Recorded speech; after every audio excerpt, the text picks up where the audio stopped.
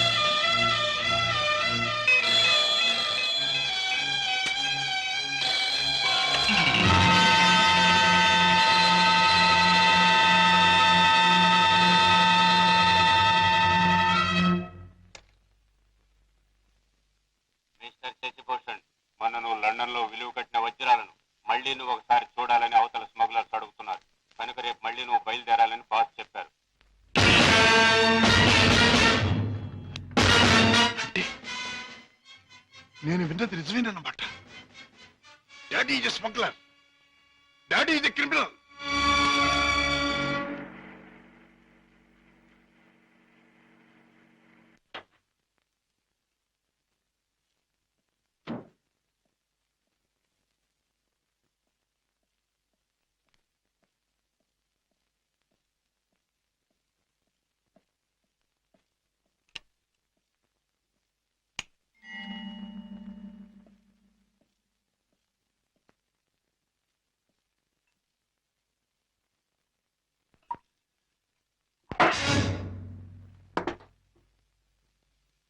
నాకు పోయండి రాజా.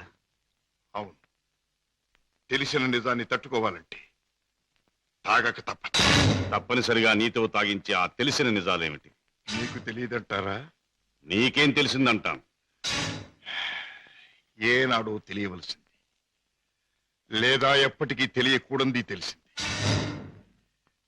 నేను దండం పెట్టే దేవుడు దారుణమైన రాక్షసుడని తెలిసింది. నాకు అన్నం పెట్టి చేయి అన్యాయంతో చేయి కలిపిందని తెలిసింది. రాజా. అవుండే, మిమ్మల్ని గురించి భయంకరమైన నిజం ఒకటి తెలిసింది. మీరు చేసేది స్మగ్లింగ్ అని తెలిసింది. మీరు నేరస్తులని తెలిసింది. తెలియగానే నేను నమ్మలేదు. ఇప్పటికీ నమ్మాలంటే నా మనసు ఒప్పుకోవటం లేదు. అందుకే మీ నోటి వంటి మీ మాటగా మీరే చెప్పండి డాడీ, మీరు నేరస్తులేనా? చట్టం దృష్టిలో దోషులేనా? మీరు చేసేది సంఘానికి దేశానికి ద్రోహమేనా? చెప్పండి డాడీ, చెప్పండి. మై డియర్ బాయ్, నీకు తెలిసిందంతా నిజమే.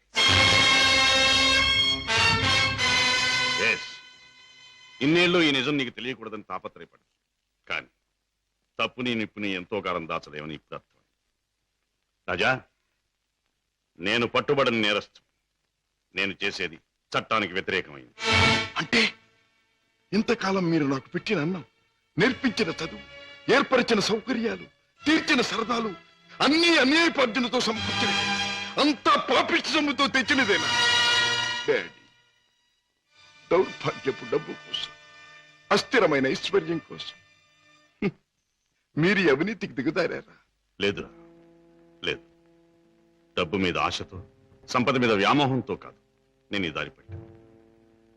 కట్టుకున్న మనిషి మీద ప్రేమతో, కన్న బిడ్డ మీద మమతతో తప్పనిసరి ఈ తప్పు దారి పట్టాను. డాడీ, పసివాడిగా ఉన్నప్పుడు నీకు పాలు లేక, జబ్బుతో మంచంలో ఉన్న మీ అమ్మకు మందు లేక, నిరుద్యోగిగా ఉన్న నాకు వేరే దారి లేక వీధిన పడ్డాను. మానవ అభిమానం విడిచి తెలిసిన ప్రతివాడి ముందు చెయ్యి చాపాను. నా భార్యా బిడ్డలను రక్షించమని అడిగాను, అర్థించాను, ప్రార్థించాను. కానీ ఏ ఒక్కడూ పట్టించుకోలేదు. మనిషికి మనిషి సాయపడని ఈ లోకంలో సాయపడేది మనిషి సృష్టించిన డబ్బే. నా భార్యా బిడ్డలు బ్రతికించుకోవడం కోసం, ఆ డబ్బు కోసం జీవితంలో మొదటిసారిగా తప్పుదారి తొక్కాను. ఆ పైన ఆ పిల్లల్ని పెంచుకోవడానికి, 2 పూట్ల అన్నం పెట్టుకోవడానికి అరణ్యం లాంటి ఈ లోకంలో ఆ తప్పుదారి నాకు తప్పలేదు. Those unavoidable circumstances have driven me to this state. Daddy, ప్రతి నేరస్తుడు తాను చేసింది న్యాయమని చెప్పుకోవడానికి తగినంత కారణం ఉండొచ్చు, కథ ఉండొచ్చు. కానీ ఎంత మాత్రాన అతను చేసింది నేరం కాకపోదు. రాజా, కన్నబిడ్డలకి తిండి పెట్టడం కోసం ఒక జంతువు మరొక జంతువుని చంపుతుంది. దాని సృష్టి సహజం అంటాం. వాటికున్న ప్రేమానురాగాలు మనుషులకు ఉండకూడదంటావా? ఆ ప్రేమానురాగాల వల్ల చేసే పనిని తప్పంటావా? ప్రేమ అనురాగాలు ఉండొచ్చు, కానీ జంతువుల కంటే మనుషులు ఎన్నో వేల రెట్లు గొప్ప ప్రాణులు కనుక ధర్మం, న్యాయం సంగతి కూడా ఆలోచించాలి. అయితే ఒక తండ్రిగా నా బిడ్డల్ని నేను రక్షించుకోవటం నాకు న్యాయం. వాళ్ళ కోసం ఏ పని చేసినా అది నాకు ధర్మమే. డాడీ, మా మీద మీకు గల ప్రేమ మిమ్మల్ని నేరస్తుడిగా మార్చినందుకు నేనెంతో జాలిపడుతున్నాను. ఇంతకాలం ఆ పాపిష్టముతో మమ్మల్ని పోషించే కంటే ఆనాడే మా ప్రాణం తీసినా బాగుండే. రాజా, రాజా, నువ్వు ఒక బిడ్డగా తండ్రి అయి ఉంటే ఈ మాట అనలేకపోయేవాడు, ఆ పని చెయ్యలేకపోయేవాడు. డాడీ, బిడ్డని చెప్పలేకపోతే నేనైనా చచ్చిపోయేవాడిని, కానీ మీలా తప్పులు మాత్రం చేసేవాడిని కాదు. ఇంతకాలం ఈ పాపిష్టి సొమ్ము తిన్నానంటే చచ్చా నా మీద నాకే అసహ్యం వేస్తుంది. అన్యాయపార్జనతో న్యాయవాద వృత్తి చదివానంటే నా మీద నాకే కోపం వస్తుంది. ఇంట్లో నేరస్తుని ఉంచుకుని బయట నేరస్తుని విచారించి జైలుకి పంపుతున్నానంటే నా మీద నాకే no no no no no I can't stay here for a minute. నేను ఇంట్లో ఒక క్షణం కూడా ఉండదు. రాజా, రాజా, ఒక్క మాట. ఆడపిల్ల కన్నవాళ్ళని వదిలిపెట్టి వెళ్ళడం సహజం. కానీ కన్న కొడుకు కడదాకా కన్నవాళ్లతోనే ఉంటాడు. పోయాక కాటిదాకా సాయం వస్తాడు. కొరివి పెట్టి సాగనంపుతాడు. ఆశతో నీ మీదే ప్రాణాలన్నీ పెట్టుకున్న ఈ డాడీని అర్ధంతరంగా ఒంటరిని చేసి వెళ్ళిపోతావా? డాడీ, నేను వెళ్ళిపోతున్నది అన్యాయపాలయం లాంటి ఇంట్లో నుంచి, చట్టాన్ని వ్యతిరేకించిన ఒక నేరస్తుడి నుంచి. అంతేకాని మా డాడీ మనసులో నుంచి కాదు. నేనే మీకు కావాలనుకుంటే బ్రతికిన మీ జీవితాన్ని, సంపాదించిన ఆస్తిపాస్తుల్ని, మీ ఇంటిని, మీ సర్వస్వాన్ని మీరు వదులుకోవాలి.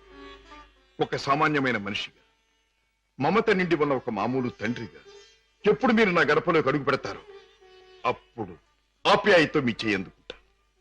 ఆదరంతో మిమ్మల్ని లోపలికి తీసుకుపెడతాను. లేకపోతే ఈ కొడుకే మీ క్రీడనుకోండి. Good bye. రాజా,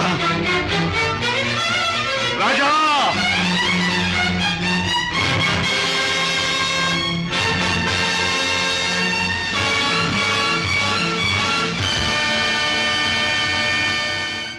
రాజును చెప్పేది మీ నాన్నగారు స్మగ్లర్స్ బుట్టాకు సంబంధించిన వారా?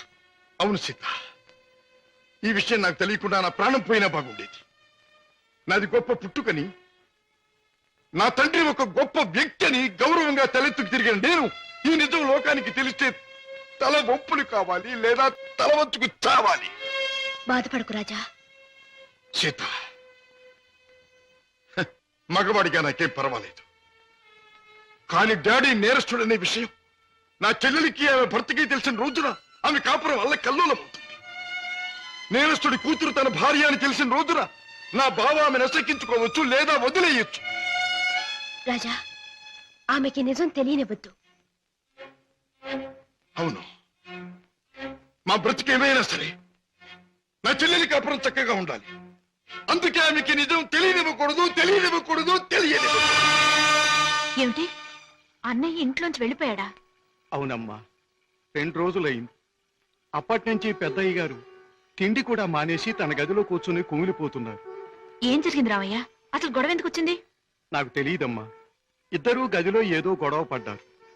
రాజాబాబు తనే పోతానన్నాడో పెద్దయ్య గారు పొమ్మన్నారో నాకు తెలియదమ్మా. బాబేడి? తాతగారు నువ్వా బాబు? రా, కూర్చో. నువ్వైనా వచ్చావు, సంతోషం. మా ఎండిపోయాడా? ఎందుకని? నువ్వు కోపడ్డావా? లేదు బాబు, వాడే నన్ను కోపడి వెళ్ళిపోయాడు. ఉండమని ఏడ్చినా ఉండలేదు. ఏమిటి డాడీ, అన్నయ్య ఎందుకు వెళ్ళిపోయాడు? మిమ్మల్ని ఎందుకు కాదనుకున్నాడు? కాదనుకున్నది వాడు, వెళ్ళిపోయింది వాడు. ఈ ప్రశ్న నన్ను కాదమ్మా అడగాల్సింది, వాణ్ణి. చూడమ్మా, మీ అమ్మ చనిపోయినప్పుడు మీ ఇద్దరిని చూసుకుని బతికాను. నువ్వు పెళ్లి చేసుకుని వెళ్ళిపోయినప్పుడు వాణ్ణి చూసుకుని బ్రతికాను. ఇప్పుడు వాడు కూడా వెళ్ళిపోతే ఇంకెవరిని చూసుకుని బ్రతకాలి? ఎందుకు బ్రతకాలి? బాధపడకండి డాడీ, నేను అన్నయ్యతో మాట్లాడతాను.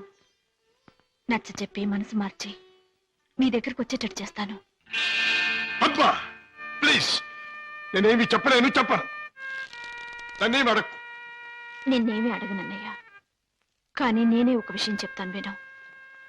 అమ్మ పోయాక మళ్ళీ పెళ్లి చేసుకుంటే సవతి తల్లి మనల్ని సరిగ్గా చూడదని మళ్ళీ పెళ్లి చేసుకోవడం మానేశారు ఆయన.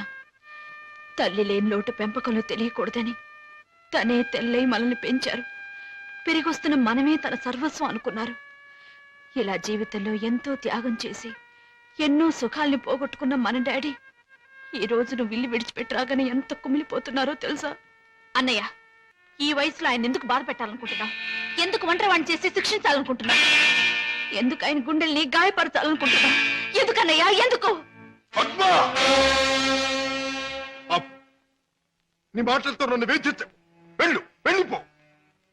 వెళ్తానన్నయ్యా, వెళ్తాను. కానీ ఒకటి మాత్రం గుర్తుంచుకో, కారణం ఏదైనా దైవం లాంటి డాడీని బాధ పెట్టడం మాత్రం పాపం అన్నయ్య, పాపం.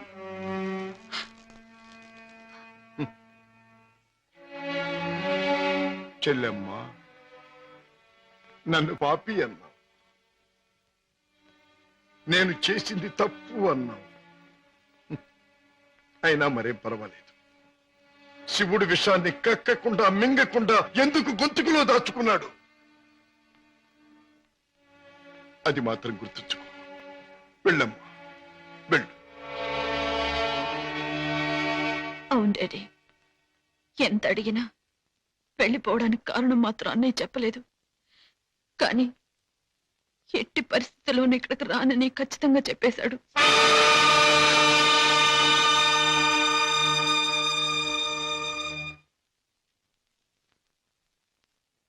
రాజా, అర్థం లేని నా బ్రతుకి అందమిచ్చావు.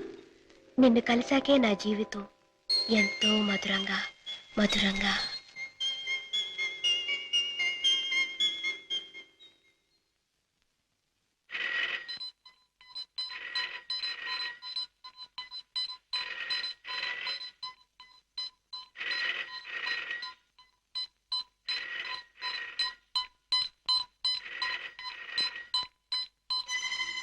Hello, reason to me first. ఈనాటి నుంచి మీ ముఠాతో నాకు ఎటువంటి సంబంధ బాంధవ్యాలు లేవు. మీకు తెలిసిన శశిభూషణ్ నిన్న రాత్రితోనే మరణించాడు. ఈ రోజు నుంచి కొత్త శశిభూషణ్ కొత్త జీవితం మొదలెడుతున్నాడు. బెదిరించినా భయపెట్టినా లాభం లేదు. నన్ను వదులుకోండి, నన్ను మర్చిపోండి. ఇవే నా పాత జీవితానికి ఆఖరి మాట. బాయ్.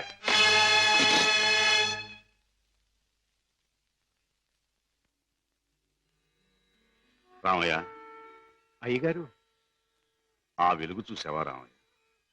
అది రోజు ఉదయించే సూర్యుడు వెలుగు కాదయ్య. నా చీకటి బ్రతుకులో మొదటిసారిగా ఉదయించిన సూర్యుడు. ఆ వెలుగులో కొత్త అందాలతో నా కొత్త జీవితం ప్రారంభమవుతుంది. రామయ్య, నాకు సహాయం చేయాలి. ఏమిటి అయ్యగారు? నాకు ఈ రోజు నీ బట్టల జత ఒకటి కావాలి. అయ్యగారు, ఆశ్చర్యపో, నిజంగానే. ఆస్తి అంతస్తు ఏదీ ప్రదర్శించని అతి మామూలు దుస్తులు కావాలి. నా సంపాదనతో కొన్నది ఏదీ నా దగ్గర ఉండకూడదని నా కొడుకు చెప్పాడు. అందుకే నీ దుస్తులు నాకు అవి ధరించి అతి సామాన్యమైన మనిషిగా నా కొడుకు దగ్గర పెడతాను. అలాగే అయ్యగారు.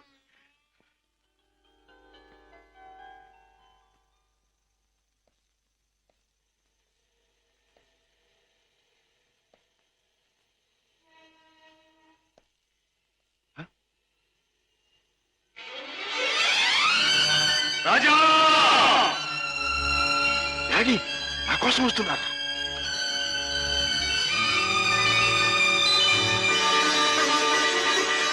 డాడీ, రాజా.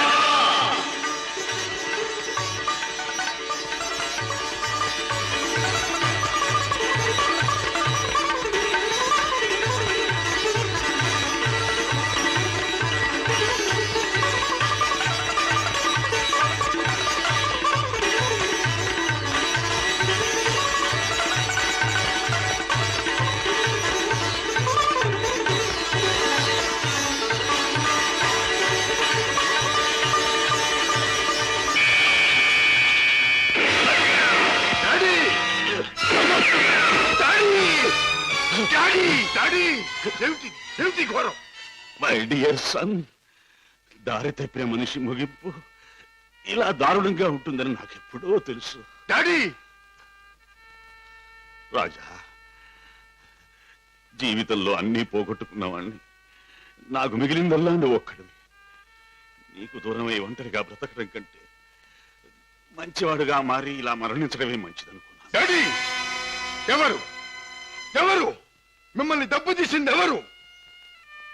నా మాటలు విని మారిపోయి వస్తున్న మిమ్మల్ని చంపడానికి ప్రయత్నించింది ఎవరు?